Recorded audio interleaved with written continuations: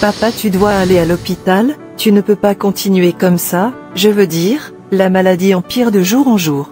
J'aurais adoré aller à l'hôpital, ma fille, mais il n'y a pas d'argent et pas d'aide. Alors papa, devrions-nous croiser nos mains et te regarder mourir? Faisons quelque chose, même si cela signifie demander de l'aide à ton frère, faisons-le, tu es le seul que j'ai, je ne supporte pas de vivre seul.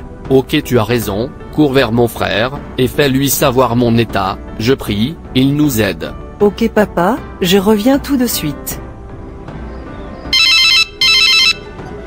Bonjour monsieur, pouvez-vous m'entendre, monsieur?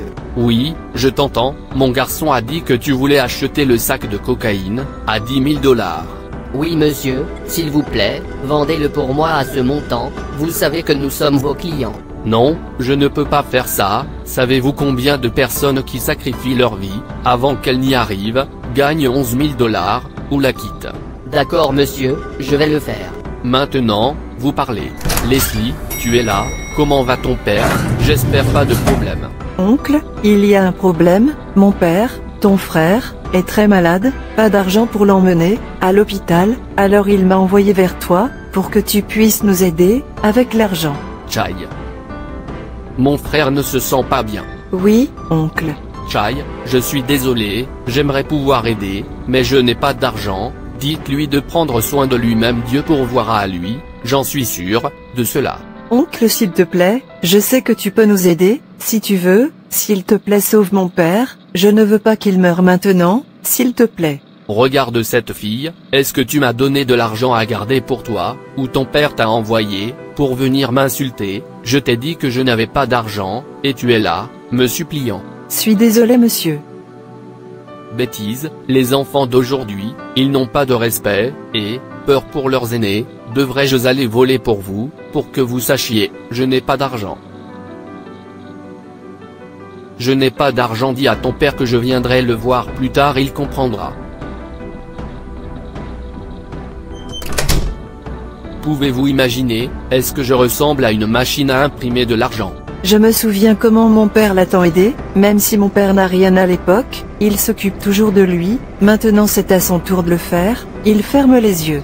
Je ne comprends même pas pourquoi ce monde est comme ça, les méchants prospèrent plus que les bons, ça veut dire que Dieu ne se soucie pas des bons, ou, est-ce que ça veut dire qu'il aime les méchants plus que les bons?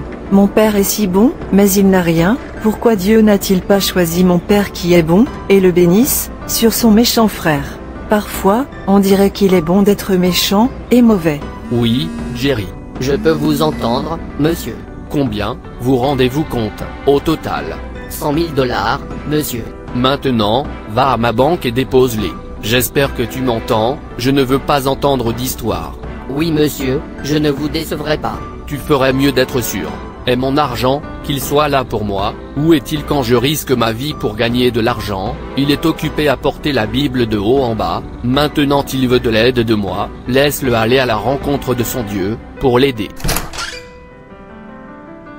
Mon cher, est-ce qu'il t'a donné quelque chose? Pas de papa. Je sais, il ne le fera pas, mais je veux juste qu'on essaie. Papa, tu es si gentil avec lui alors, pourquoi nous a-t-il tourné le dos maintenant, qu'il a réussi? Mon cher, je ne sais pas, c'est le monde pour toi. Mais papa, pourquoi est-ce que les méchants prospèrent plus que les bons? Ça me fait tellement mal, parfois, j'ai l'impression que Dieu est injuste, parfois, j'ai l'impression que je devrais être plus méchant, et méchant qu'eux, pour que je va prospérer. Non ma fille, ne parle pas comme ça, Dieu n'est pas un homme, qui peut mentir, ou montrer de la partialité. As-tu oublié, ce que dit la Bible dans le psaume 92 verset 7, quand les méchants jaillissent, comme l'herbe, et quand tous les ouvriers d'iniquité, fleurissent, c'est qu'ils seront détruits, à jamais. Car, Dieu n'est pas prompt à juger les gens, les méchants et les orgueilleux riches, s'illusionnent, en pensant que leurs richesses les sauveront, du châtiment divin. Orgueilleux impénitent, et méchant riche, est destiné à la destruction. Il est évident que les richesses, acquises sans la crainte de Dieu, sont damnables. Le jugement divin doit s'abattre sur ceux qui autorisent leurs richesses, les trompent ou utilisent leurs richesses, de parler et d'agir contre Dieu. Ainsi, en tant qu'enfant de Dieu, jamais vous ne permettez à la prospérité des méchants de vous décourager, de mettre votre foi et votre confiance en Dieu d'Abraham.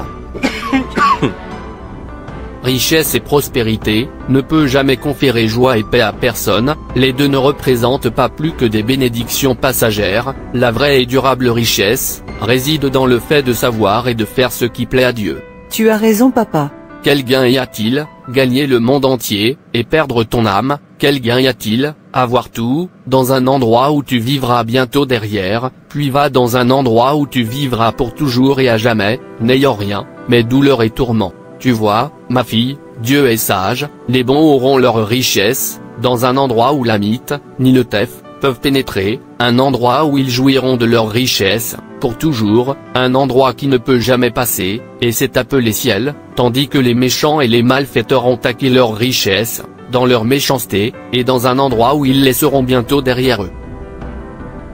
Quand vous voyez ceux qui sont aveuglés, par leur richesse, vous devriez avoir pitié d'eux, et prier pour eux, de se repentir et d'échapper à la colère de Dieu, qui est à venir, et non l'inverse, car ils se dirigent vers la destruction, s'ils ne se repentent pas. Jésus nous a donné toute la réponse dont nous avions besoin, seulement que, peu nous importe, pour s'en servir, regardez la parabole de Lazare et du riche, dans Luc 16 versets 19 à 31, ce qui s'est passé, à la fin de leur vie, qui est alors riche, et qui est alors pauvre. Cette parabole se passe comme Jésus parle, et se passe encore jusqu'à maintenant, parce que le ciel et l'enfer n'ont pas de fin. Ces paraboles, ce n'est pas que de simples mots, c'était réel, c'est une histoire vraie, il utilise ces paraboles pour nous apprendre ce qu'est la vie. Maintenant, je comprends, je ne jugerai plus jamais Dieu. Ne t'inquiète pas ma chère, si Dieu permet que quelque chose arrive à une bonne personne, c'est pour une raison, pour le bien de cette personne, mais parfois nous pouvons ne pas le comprendre, surtout, quand cela ne vient pas d'une certaine manière, nous le veut. Dieu est le Dieu des justes, si ce n'est sa volonté, que je meure de cette maladie, il fera un chemin, là où il n'y a pas de chemin, c'est-à-dire qu'il est, quand vous savez, le Dieu que vous servez, tu n'auras peur de rien, car il est plus grand que tous. Ayez confiance en Dieu, ne jugez jamais Dieu, il n'est pas un homme, au bon moment, il vous fera prospérer, la bénédiction de Dieu est douce, elle n'a pas d'amertume, elle n'a pas de mal à s'y attacher, mais vous avez besoin de patience, de foi, d'endurance, espérez, pour les acquérir du Seigneur. Quand vous l'avez, vous avez la paix, vous avez l'amour, vous avez l'assurance du ciel, vous avez tout, mais ceux qui acquièrent leur richesse, par la méchanceté, ils n'ont pas la paix, ils n'ont pas d'amour, ils sont toujours amers, pas de repos pour eux, ils ne dorment pas, ils ont peur du jugement de Dieu, ne regardent pas leur apparence, en eux, ils n'ont pas la paix, c'est ça le genre de richesse que vous voulez? Pas de papa. Remerciez maintenant Dieu pour sa fidélité, pour nous garder en vie, et, il fera plus pour vous. Merci Jésus. Maintenant va au marché et achète de la nourriture pour nous à manger. D'accord, papa. Bonjour Leslie, comment vas-tu? Je vais bien, monsieur. Et ton père, ça fait longtemps, je ne le vois plus, ici. Mon père est très malade, il ne peut pas sortir. Quoi? Comment ça se fait que je n'ai aucune idée de quel hôpital? Je veux aller le voir, c'est un homme si gentil, il me manque déjà. En fait monsieur, pas d'argent pour l'emmener à l'hôpital, donc il est toujours à la maison. Chai, ne t'inquiète pas du tout, je m'occuperai de sa facture d'hôpital, amène-moi juste à lui. Suis si heureux, monsieur. Dieu te bénisse. De rien. Père, je ne peux pas croire que nous trouvions une aide. Oui, ma fille, je t'ai dit de regarder vers Jésus, c'est lui qui a le dernier mot, pas les méchants, et leur prospérité. Maintenant, je te connais plus Dieu, sois glorifié. J'espère que ce garçon n'a pas joué avec mon argent, pourquoi ne décroche-t-il pas son appel, que ce ne soit pas ce que je pense, je sais ce que j'ai fait, pour arriver aussi loin, je vends même ma conscience. Avant d'atteindre ce stade, je ne peux pas me permettre de revenir à la case zéro. Policier, chez moi. Suis désolé monsieur, votre corps de garçon est sous notre garde, arme drobée, attaquez-le, s'il vous plaît, vous êtes nécessaire, dans la station pour vérification. Mon cœur, mon cœur. Beaucoup de gens sont prêts à mourir pour atteindre la gloire et le pouvoir, dans leur imagination démente, Le succès est défini en termes d'acquisition matérielle. Ils finissent par mourir en laissant tout ce qu'ils ont gagné derrière eux, et tombent inutilement dans l'enfer, de l'horreur éternelle. Si vous avez ruiné votre vie à cause de la richesse terrestre, de l'acquisition matérielle, revenez sur vos pas et faites de la poursuite de Dieu et de sa justice votre priorité absolue. Considérez le sort des corbeaux et des lys, que Dieu pourvoit volontiers, et prenez à cœur que ceux qui sont la couronne de la création de Dieu ont une plus grande valeur que les corbeaux ou les lys. Insensé est l'homme qui fait de l'argent son Dieu. Merci d'avoir regardé. S'il vous plaît, abonnez-vous, likez et partagez. Dieu te bénisse. Et souviens-toi, Jésus t'aime vraiment.